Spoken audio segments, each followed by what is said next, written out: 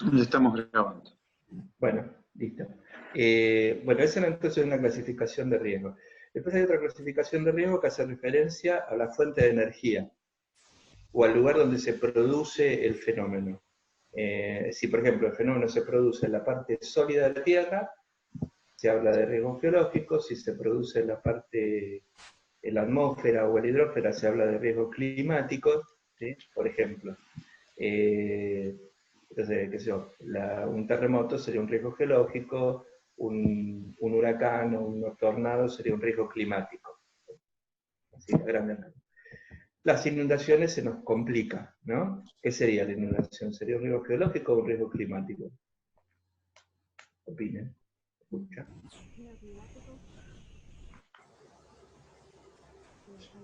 A ver, la que está en la cara tiene que hablar. Acá aparece la que... o sea, en realidad es un riesgo mixto, porque, Mixto. claro, uno podría, mixto en el sentido del fenómeno natural, no mixto en el sentido de la acción humana. Eh, ¿Por qué? Porque en realidad lo que es climático es la lluvia, pero la inundación es un fenómeno geológico, geomorfológico. O sea, ¿cómo actúa el proceso fluvial? Por inundaciones. O sea que en realidad la inundación es un fenómeno más bien geomorfológico, no climático. Ahí van a ver que ahí está la madre de la mayor parte de los problemas, de las medidas que se toman para tratar de mitigar los efectos de la inundación. El creer que la inundación es un fenómeno climático. Tal es así que, ¿saben cuál es de ustedes el organismo que se encarga del tema de las inundaciones en Argentina? El INA, que es el Instituto Nacional del Agua, que básicamente labura en la parte climática, la parte hidrológica, no labura en la parte geomorfológica de los cursos fluviales. Así que ahí hay un problema.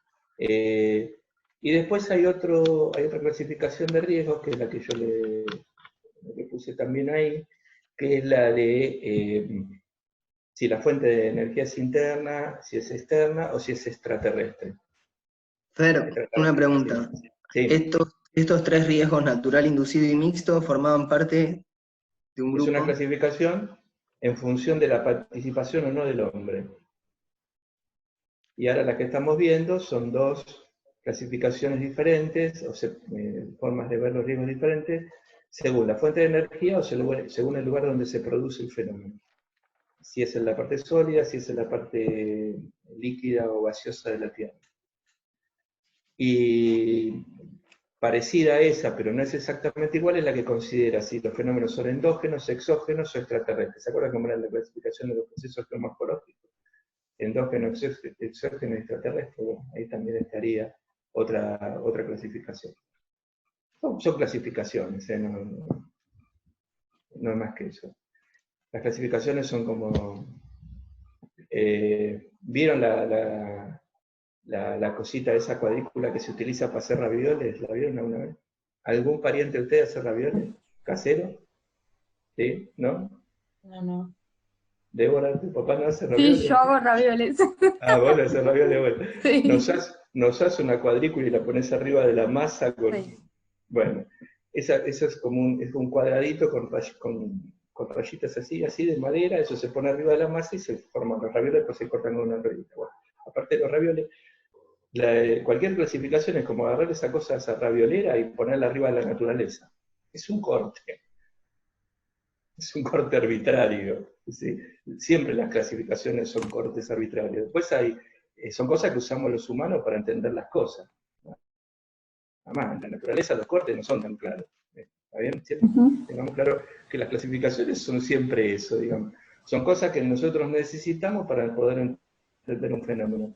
Todo, la ciencia siempre utiliza alguna clasificación, bien, es necesario, dividir las cosas de alguna manera para que nos ayude. Pero no deja de ser una construcción humana. Bueno, esas son las clasificaciones.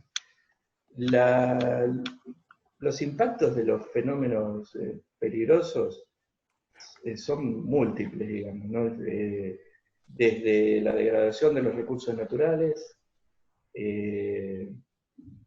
por ejemplo, si yo tengo una inundación y esa inundación ocupa durante mucho tiempo una zona, bueno, una zona de suelos productivos, se puede perder, digamos, no totalmente o parcialmente, depende de la capa de material que se acumuló, o por ejemplo tengo una lluvia de ceniza, imagínense que hay una erupción volcánica, se me produce una lluvia de ceniza. Si se me acumula 1 metro de ceniza, lo más probable es que el suelo que esté abajo queda como sellado. Perdí el suelo, digamos, se va a formar otro suelo y tendré que esperar el tiempo para que se forme otro suelo. O sea que los fenómenos naturales generan, por ejemplo, ese tipo de impacto. Después hay impactos concretos sobre la gente, sobre la vida de la gente, ¿sí? Sobre la salud de la gente. Por ejemplo, hay fenómenos como los terremotos o los volcanes, son fenómenos naturales que suelen tener un alto impacto sobre la vida de la gente. Si te agarra un terremoto, digamos, la mayor parte de la gente que se muere por terremotos, por tsunamis o por volcanes, no por inundaciones, por ejemplo. Sin embargo, las inundaciones son el fenómeno más frecuente en la Tierra, pero no es el que más muerte causa. ¿Es el que más daño económico causa? Puede ser, pero no es el que más muerte causa. ¿Entiendes? O sea, no necesariamente el fenómeno más reiterado o lo que sea es el que genera más pérdida de vida. Fíjense cuál es la diferencia entre una inundación y un terremoto, por ejemplo. ¿Qué les parece que hay una diferencia importante?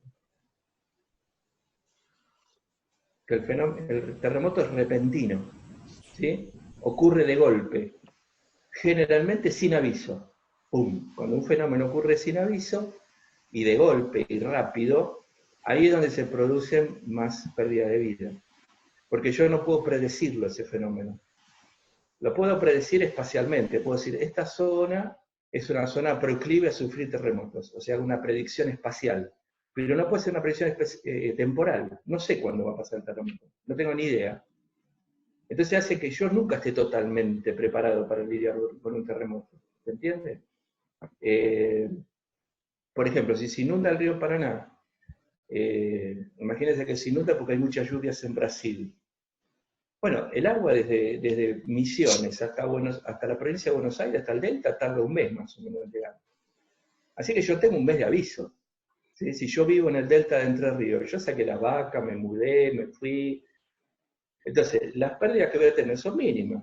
O tendré pérdidas, pero yo me puedo, porque tengo tiempo para hacer una predicción temporal, no solamente espacial. Entonces, en general, lo que se llama catástrofe, una catástrofe, ocurre cuando yo no estoy en condiciones de predecir temporalmente el fenómeno. Es esa la catástrofe. Me agarra desprevenido. Igual, que sea lo que Dios quiere. Eso sería ahí ocurre una catástrofe. Entonces, los daños sobre la gente, sobre la vida de la gente, son más importantes cuando el fenómeno es difícil de predecir temporalmente. Y eso en general le pasa a los fenómenos geológicos. Los terremotos, los volcanes, los tsunamis, eso son muy difícil. Pero en el tsunami, por ejemplo, te avisa, tenés un par de horas quizás para prepararte. Cuando fue el terremoto de Concepción, el que ocurrió en el 2010, acá en el sur de Chile, que fue un terremoto muy grande, ese terremoto generó un tsunami, un pequeño tsunami, pero la gente tuvo más de 1 hora para escapar. O sea que no hubo tanta gente muerta por el tsunami. ¿Sí? En cambio, el terremoto de Valdivia, que fue en la década del 60, que fue un poquito más grande, pero el tsunami fue parecido, como ocurrió mucho más cerca de la costa, la gente no tuvo tiempo a rajar. Y entonces mucha gente murió por el tsunami, no más que por el terremoto. También que era otra época también, ¿no? La gente tenía menos preparación. Pero en Japón hay alarmas para tsunamis, ¿sí? Que suena la alarma y la gente sabe que tiene que rajar por una parte alta, que ya sabe dónde está la gente que vive cerca. Por eso, por ejemplo, en el tsunami que hubo en Japón hace unos años, no sé si se acuerdan, cuando fue lo de la planta nuclear que se destruyó por el terremoto, la gente que murió por el tsunami no fue mucha, en proporción a lo que fue el tsunami, que fue importantísimo. Pero la gente tuvo tiempo para rajar, tuvo esa hora y pico para irse más arriba, por eso están esas filmaciones tan buenas del tsunami, no sé si alguna vez la vieron, si no, la pueden buscar en YouTube, que son impresionantes. Bueno, entonces los impactos sobre la vida de la gente son esos, pérdida de vida. También hay impactos sobre la salud de la gente. O sea, no es que la gente se muere por el fenómeno concreto, sino que tiene problemas de salud. Por ejemplo, ¿qué se les ocurre? Algo así típico. Por ejemplo, cuando hay un tsunami, que se afecte el suministro de agua potable. por ejemplo. ¿Qué más? Algo así, digamos, sobre la salud de la gente, que no sea un tsunami, ¿no? Heridas, ¿Cómo? heridas a las personas, No escuché, perdón. heridas, lastimaduras. Sí, bueno, pero eso podría ser como una escala de la pérdida de vida, digamos. Por ejemplo, una inundación genera problemas importantes si el agua persiste mucho tiempo de distintas, de parásitos, de distintas afecciones gastrointestinales, ¿sí? Que a veces son efectos más importantes, digamos, ¿no? Eh, en los países, digamos, que tienen problemas de infraestructura, eso, por ejemplo, en la India o en Pakistán, Bangladesh, esos países así donde hay tanta gente tan carenciada, muere mucha más gente por problemas así de parasitosis o problemas de enfermedades asociadas al agua, el cólera, por ejemplo. Hay un montón de enfermedades que se transmiten que estén vinculadas a inundaciones, así que ese es un tema. Eh, eh, bueno, y después estarían las que son las pérdidas económicas sobre obras de infraestructura, que se pueden afectar rutas, pueden afectar vías de tren, industrias, centrales de energía, digamos. Imagínense que si yo estoy evaluando el riesgo en una zona, yo tendría que hacer una evaluación, supongamos, que hay que Buenos Aires fuera una zona sísmica. Bueno, yo tendría que saber cuánto me costaría si se me destruyen las centrales termoeléctricas, que construirlas. Eso es un análisis de gasto, de costo que yo tendría que evaluar. ¿Sí? O sea, son análisis económicos importantísimos que hay que hacer. Ya, por eso se complica bastante cuando uno hace un análisis de riesgo en una zona urbana. Eh, bueno, eh, habíamos visto, ¿de esto hay alguna duda? ¿Alguna pregunta? Sí, bueno. Habíamos visto recién que la posibilidad de prevención tiene que ver con la posibilidad de predicción, ¿sí? Y habíamos visto que esa predicción podía ser espacial y temporal. Y hay fenómenos naturales que se pueden predecir espacial y temporalmente, y hay fenómenos que no se pueden predecir espacial y temporalmente. Las inundaciones en general se pueden predecir tanto espacial como temporalmente. Hay un cierto tiempo de aviso. A la clase que viene vamos a ver que no siempre es así. Pero en general, por ejemplo, en llanuras, sí, se puede predecir tanto espacial como temporalmente. O sea, ¿eso qué quiere decir? Que yo puedo saber cuál es la zona que más o menos se me va a inundar y más o menos tener idea de cuándo va a pasar eso. O sea, tengo un cierto tiempo para... entonces, eso lo que me permite es prevenir, hacer ciertas medidas de prevención.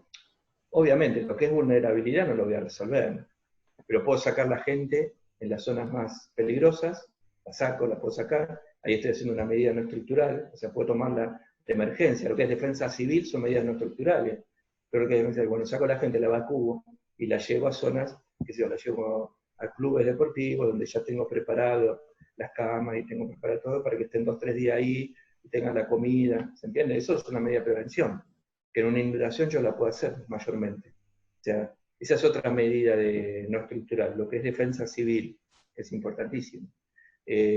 Todo lo que se conoce como defensa civil. Los fenómenos así geológicos muy difíciles. El vulcanismo más o menos está limitado a los alrededores del volcán, los terremotos más o menos son zonas sísmicas, pero es una predicción espacial muy, muy relativa, y la temporal cero, cero. No hay ninguna forma. Los chinos dicen que los animales se ponen nerviosos y que las gallinas actúan raro cuando va a haber un terremoto, no sé si lo escucharon una vez, que dice que la gente en el campo, por el comportamiento raro de los bichos del campo, si los tienen así observados, sabe si va a ocurrir algún fenómeno, un terremoto. Aparte, ¿verdad? Habría que ver, habría que probar con alguna gallina. Bueno, esa sería la predicción espacial o temporal. También asociado al tema de la predicción está el monitoreo, lo que se llama el monitoreo. Por ejemplo, yo para poder predecir temporalmente la ocurrencia de una inundación, necesito que ese curso fluvial, que esa cuenca esté monitoreada. Vieron que, por ejemplo, las cuencas como la cuenca del Paraná o la cuenca del Plata tiene un montón de estaciones de monitoreo. O sea, hay distintos lugares que están en red donde se van midiendo, entonces yo sé cómo va avanzando la crecida con los valores de altura del río. Eso es un monitoreo. Eh, Generalmente el monitoreo se usa más que nada para los fenómenos fluviales, pero por ejemplo la remoción en masa también, yo puedo tener una pendiente que yo sé que es inestable y tengo sensores que a veces puede ser una pavada, puede ser una estaca que está clavada y si veo que se inclina, se va inclinando, yo sé que esa pendiente se está empezando a mover y me da una idea de que se está inestabilizando la pendiente, por ejemplo. Otros sistemas más modernos tienen, por ejemplo, láser, sensores láser, tienen como un espejito arriba del depósito que se puede llegar a mover, de la acumulación de roca o de detrito que se puede llegar a mover, un láser enfrente que con un error de micrones saca que se está moviendo. Y si de golpe 2 o 3 días se mueve más rápido, yo puedo saber que esa pendiente está en peligro. Ahora, ¿cuándo se va a producir? No lo vamos a saber. Por eso también la remoción en masa se vuelve complicada a veces. Pero por lo menos me doy una idea de que se puede llegar acá. O sea que todo lo que es el monitoreo está vinculado también a la posibilidad de prevención. Por ejemplo, con el vulcanismo se hace mucho monitoreo. Lo que pasa es que el monitoreo volcánico es carísimo. Se hacen distintos tipos de sensores sobre el mismo volcán. Para que ustedes se den una idea, Chile tiene alrededor de 25 o 30 volcanes en monitoreo permanente. No es nada, tiene cientos de volcanes, que son tan caros que no pueden tener. Entonces eligieron los que ellos creen que son los más peligrosos y a eso los monitorean. Entonces tienen las alertas amarillas, alerta naranja, monitorean varias cosas. Los japoneses tienen varios cientos de volcanes monitoreados, pero bueno, porque Japón tiene más guita y más chiquito, y tiene más gente, pero son muy caros los monitoreos de los volcanes. Y tampoco te da una idea de que el volcán va a entrar en erupción. ¿Alguien vio la película esa Dante's Peak? ¿Alguien la vio? Una película que está buena, que es de un volcán en Estados Unidos, donde van los tipos del servicio geológico y monitorean el volcán, y bueno, venían de una experiencia anterior, que es real eso. En el 80 hubo una erupción muy grande en Estados Unidos, un volcán que se llamó Santa Elena, es una erupción enorme. Y ahí la recontra estudió, el Servicio Geológico de Estados Unidos la recontra estudió porque fue una erupción en tiempo real, o sea que es una erupción súper conocida. Al tiempo, con toda la información que sacaron de ese volcán, al tiempo había otro volcán más al norte, que era el Larsen Peak, que lo estaban monitoreando y vieron todos los parámetros y dijeron, este volcán va a entrar en erupción. Y evacuaron un pueblo que estaba abajo del volcán. Bueno, todavía están esperando que el volcán entre en erupción. ¿Se entiende? Entonces, se armó un quilombo, porque se imaginan evacuar un pueblo con todo lo que significa, miles de personas, sacar a decir, va a venir una erupción, y después de 10 años después todavía no están. Con lo cual nunca más lo hicieron. Y en Dante Peak justamente van al pueblo y tienen miedo de decirlo porque venían del fracaso anterior. Entonces es muy difícil igual. Pero igual los volcanes los monitorean. El volcán chileno, el Chaltén, por ejemplo, no estaba monitoreado. El que entró y hizo una erupción, ¡pum!, de golpe, sí, nadie la esperaba. O sea, los volcanes son así, son impredecibles y son complicados. Así que bueno, el monitoreo es muy relativo. También se monitorea con satélites los volcanes y se ven enseguida anomalías térmicas. O sea, satélites que toman la temperatura de la superficie de la Tierra y si el volcán da una señal más calentita es que el magma está subiendo adentro.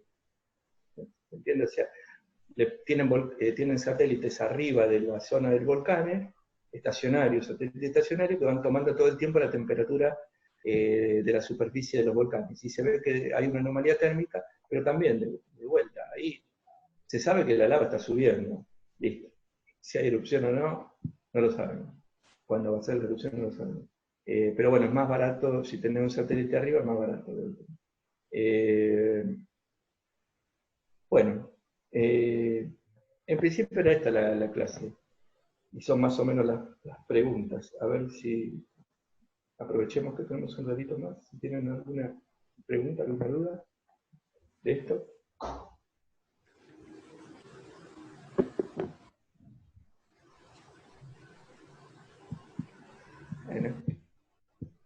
hacer solo clases virtuales. Somos más. No, si no los vamos tomando Un oral, un en parcial oral le lugar podemos tomar.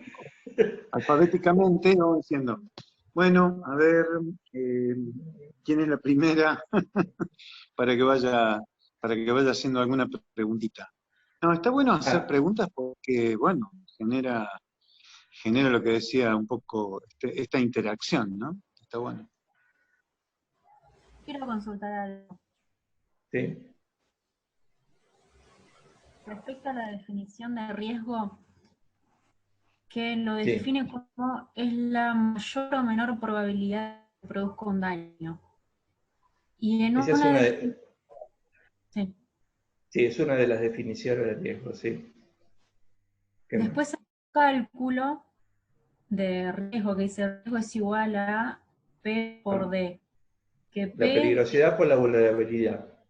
O sea, el riesgo sería resultado de la relación entre la peligrosidad y la vulnerabilidad. Esa es una forma de considerar el riesgo, porque en realidad, ¿qué está dejando afuera?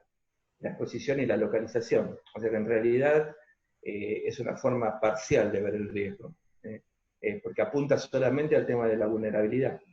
Como es un producto y los dos son uno por el otro, para que aumente el riesgo, con que aumente uno o el otro, aumenta el riesgo, sí. De todas maneras no tiene una resolución matemática, está escrito matemáticamente, pero en realidad es una definición teórica, ¿no? Igual está bien, pero es incompleta. Sí. Acerca de esta ecuación, porque yo tenía en cuenta, siguiendo algo matemático, tenía en cuenta dos ecuaciones. Una que era la amenaza y la vulnerabilidad, y la que decía Caro recién, que es la probabilidad de que ocurra el riesgo, o sea, la probabilidad, Sí. y el valor del daño. No tenía como vulnerabilidad.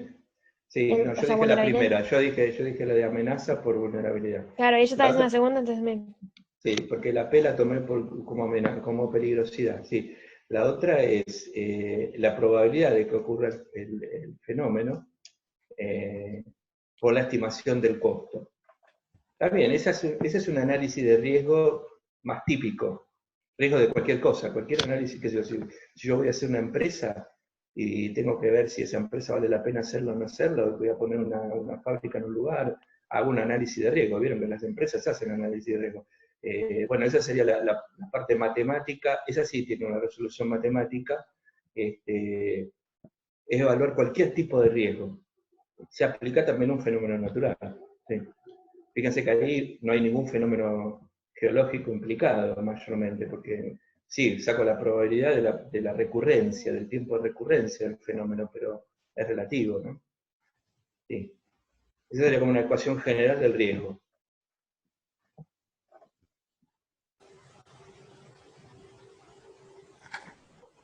Eso van a tener una clase sobre eso más adelante, sobre la evaluación del riesgo, más de la evaluación económica y social del riesgo. Y lo van a ver con Dayana y lo van a ver con otros docentes. ¿Sí? O sea, esa parte la van a ver más en otro día de clase. 4 clases, más o menos. No vimos cuáles son los peligros naturales más comunes en Argentina, ¿no? Eso está en el apunte, ¿no? sí, es una pregunta también. Sí, es una pregunta. Bueno, los más comunes lejos son las inundaciones, ¿sí? Que afectan todo el territorio nacional. Casi todos los lugares puede haber inundaciones, de distinto tipo, como en la clase que viene. Ahora, si lo hacemos por la cantidad de gente muerta, como criterio tomamos no el área afectada, sino ni la probabilidad, ni el área afectada, sino que ni los daños económicos, sino que tomamos la pérdida de vidas. El principal es los terremotos. ¿Está bien? Para que ustedes se den una idea, por un fenómeno natural, el terremoto de San Juan del año 44, no me acuerdo, 40, 44, ocasionó 10.000 muertos. ¿Sí? Destruyó la ciudad de San Juan y 10.000 muertos. Ese fue el fenómeno natural con más mortalidad del país. ¿Sí? El que le sigue no llega a 200. Como para que desde yo sumo todas las inundaciones que hubo en Argentina, desde que contamos las inundaciones, hay menos muertos con el terremoto de San Juan. ¿Está bien? O sea que por eso depende el aspecto económico. Ahora, que si una inundación en la región pampeana genera 10 veces más pérdidas económicas que el terremoto de San Juan, a que haga pelota la ciudad entera. Porque es más barato hacer la ciudad que 10 años de soja. ¿Sí? ¿Está bien? Entonces, depende cuál es el factor que consideremos. Entonces, las inundaciones, el vulcanismo, en el caso de Argentina, por suerte está limitado a la caída de ceniza. ¿Sí?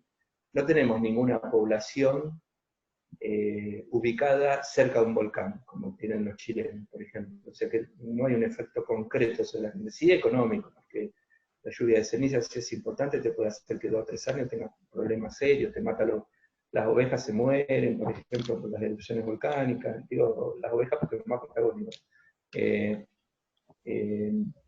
Le pasa 2 cosas a las ovejas, 3 cosas le pasa a la oveja. Se le lastiman los ojos, los ojitos, por la ceniza volcánica que le pega porque le levanta el viento y eso le genera como una especie de conjuntivitis que se infecta. Le genera mucho peso la ceniza que se le junta en la lana y el bicho como que se agobia por el peso de la ceniza. Por eso a veces hay que esquilarlas a las ovejas rápido si hay una lluvia de ceniza. Y obviamente le afecta a la comida. Le tapa los pastos, le tapa los arbustos. O sea que tenés que darle de comer rápido, porque si no se quedan sin comida, lo que tiene efecto, la ceniza no es que no tiene efecto, pero no tanto, y están más limitados. 5 o 6 ciudades, y no muy grande ninguna, y el campo. El único volcán que si entrara en erupción podría ser peligroso de verdad, el que más peligroso sería de verdad es el Lanín. Ubican el Lanín, el que está ahí cerca de San Martín, de Junín de los Andes. Si el Lanín entra en erupción y hace una erupción grande, reventando, explotando, como le correspondería a esos volcanes de cordillera, Junín de los Andes la podría pasar muy mal, que es la localidad más cercana. Está como a 40, 50 kilómetros, pero está cerca. Depende del fenómeno, depende del tipo de erupción que tenga, y si revienta realmente el volcán, llegaría el efecto seguramente a Junín de los Andes. Pero no hay más ciudades que eso. Copahue, el volcán Copahue, hay un pueblito chiquito que es Cabiahue, que está ahí al lado. Ese se evacúa cuando el volcán, es una zona turística, así que en realidad no vive mucha gente, pero cuando hay erupción se evacúa directamente el pueblo. El resto, los volcanes están lejos y la mayoría están del lado chileno, directamente, no están en territorio argentino. Así que todos los peligros directos del volcán, salvo la lluvia de cenizas, no afectan el territorio argentino. Por suerte el arco está del lado chileno. Y la remoción en masa es un fenómeno importante en las zonas de relieve, ¿sí?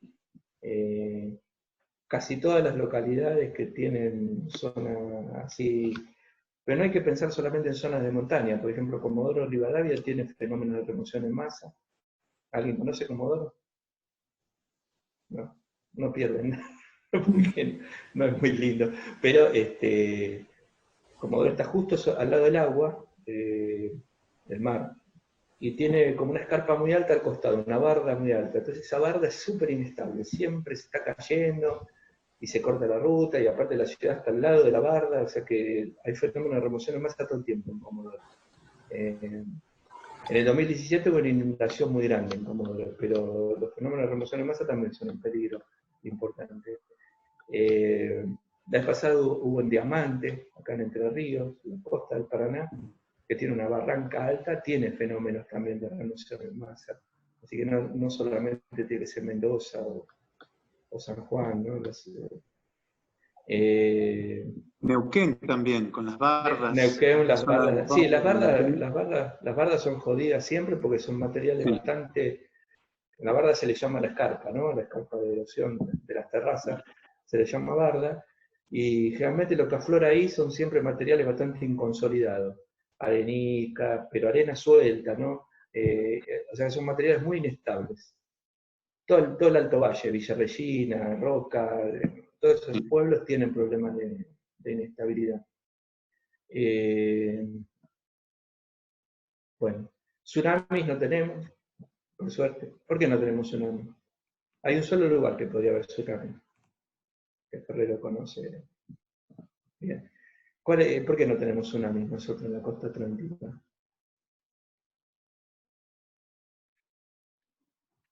Por la Opa. cordillera. Porque ¿De lado? porque en realidad el margen activo está del lado pacífico, ¿sí? O sea que no es sísmica. Nosotros estamos sobre un margen pasivo. ¿Se acuerdan que la costa atlántica es un margen pasivo? Justamente pasivo porque no hay sismicidad local. La sismicidad está concentrada en la dorsal oceánica, que está lejos, pero no es tampoco, no es una zona tan sísmica como una zona de convergencia. O sea que por eso se habla de tenemos un margen pasivo, o sea, no hay sismos en el Atlántico Sur. ¿Sí? Por eso no hay tsunamis. La única zona que puede tener tsunamis es la costa sur de Tierra del Fuego.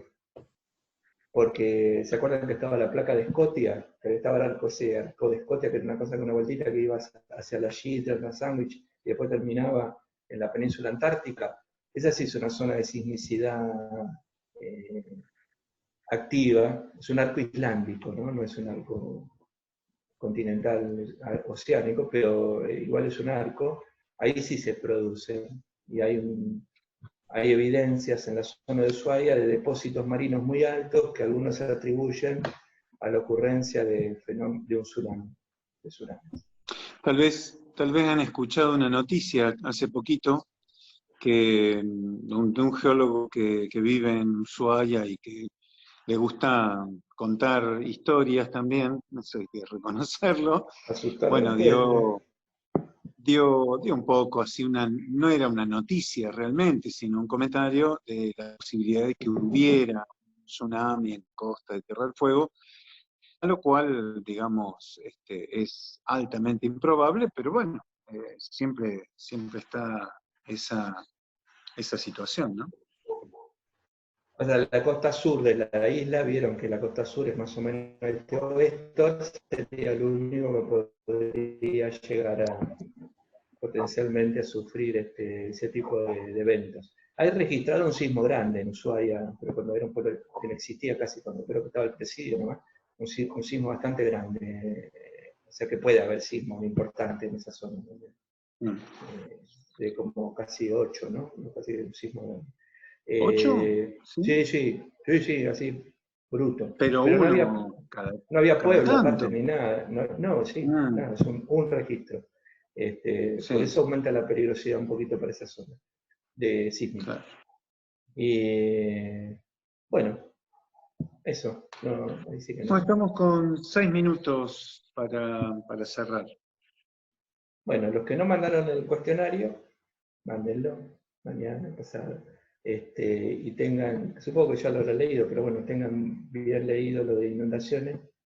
Así la clase que viene tratamos más el tema de inundaciones. Y si nos queda un poquito de tiempo, les hablo un poquito de remoción en masa. Pero no les mando la clase por ahora porque no sé si lo llegamos a charlar, si hay tiempo y lo llegamos a charlar, después le subimos la clase de remoción en masa. ¿Está bien? Si no, lo vemos al final del cuatrimestre. ¿Está? Bueno, ¿alguna preguntita? ¿Alguna duda? ¿El libro lo leyeron? ¿Miraron el capítulo del libro? Sí, el capítulo, sí. ¿Qué tal les resultó? Bien, entendible, bastante amigable, Entendible, digamos. ¿no? Sí. No es muy Sí, lindo el libro, a mí no me gusta mucho el libro, pero No, no pero hay se nada en entiende. castellano. Es amable, es ameno, digamos. se refiere mucho a Estados Unidos. Claro. Lo que pasa es que es lo único que conseguimos en castellano, ¿vieron? No hemos enganchado mucho, no hay muchos textos en castellano, lamentablemente. Así que para facilitarles la cosa, les mandamos ese texto que está en castellano, que se va a complicar un poquito más. Hay mejores cosas, pero están en inglés.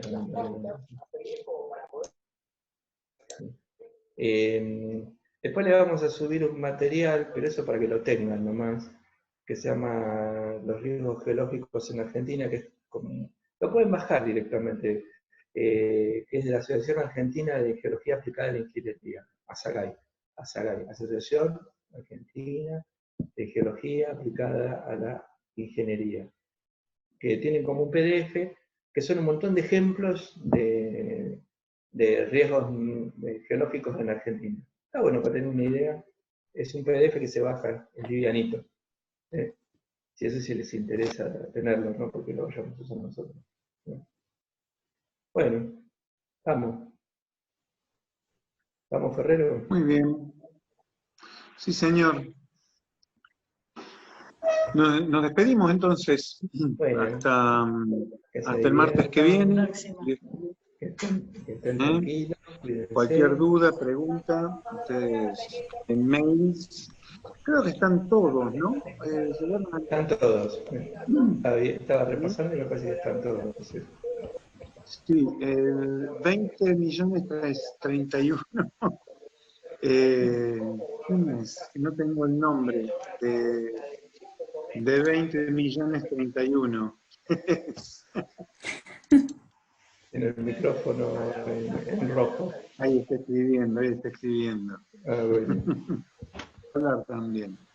Ahí está, Lucas Damer. Lucas. Bien, bueno, perfecto. Bueno, quedamos así entonces. El martes que viene nos vemos de vuelta para seguir viendo las cosas nuestras. Y después ya la otra semana ya vendría la parte de Natalia, psicología. Ahí ya veremos. Supongo que va a mantener la clase los días martes, pero ahí les mandaremos un mail comentándole cómo será el encuentro con ella cuando ya esté programado.